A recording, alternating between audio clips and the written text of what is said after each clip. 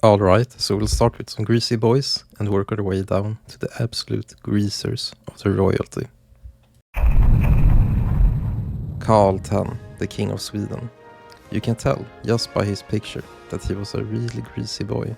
Under his short reign of 6 years, he mostly fought in wars, which just helped to build up all that grease. He also tried to marry his cousin, but she rejected him to go party in Rome instead. Emperor Komei preferred to lounge around in his palace, distrustful of any contact with foreign powers. Despite this, he opened the borders when the Americans came bearing gifts of grease, and as a great grease enthusiast, he had to get his hands on it. In exchange, he traded one of his hentai comics. As you can see, he was not a big fan of dressing up and posing, always pouting in his paintings. Henry VIII. Just by looking at this guy, you could tell that he was an absolute unit. Storing his grease reserves in his stomach, he had a bunch of wives. Because he was the king, he could do whatever he wanted. And he was obsessed with getting a male heir, who ended up dying anyway. So his daughter had to take over. He would use his beard to cover up his weak shin game, and some say his beard was the source of his grease. Julius Caesar. Born in Rome, this guy was a real grease enthusiast, downing olive oil like it was nothing. But back in those days, it was considered good for the system.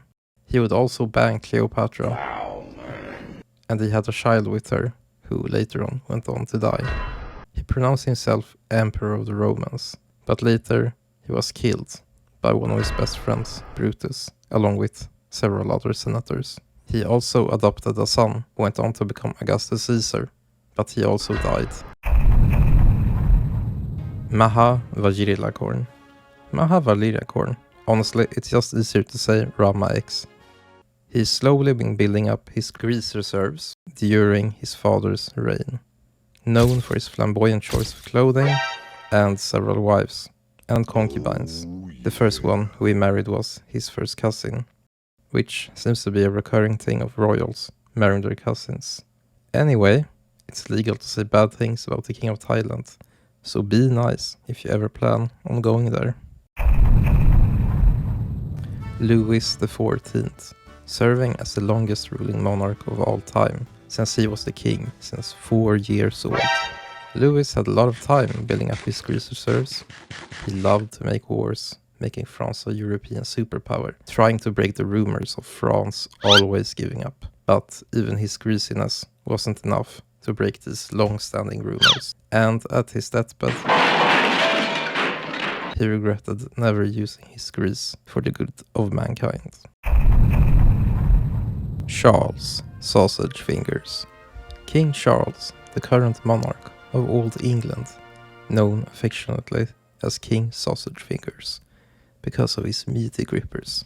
He has had no end of juicy scandals, ending up with the mysterious death of his former wife, Princess Diana.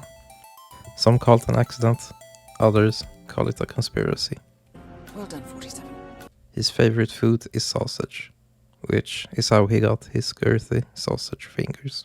By, of course, eating a lot of sausage. Basically, what I'm trying to say is, if you remove the sausages, he loses his power of sausage fingers. Charles II of Spain, known as one of the most inbred kings of all time. Well, anyway, Charles, possessing the Habsburg yaw, was probably more grease than man. His parents were uncle and niece. What are you doing? Which the Spanish nobility considered good, since it kept the bloodline pure, keeping their precious Habsburg yaw in the family. He died at 38 years old. According to the autopsy, he was more grease than anything else, allegedly, but don't quote me on that for your book report. Well, that's about it. Thanks for watching, and I'll see you guys later.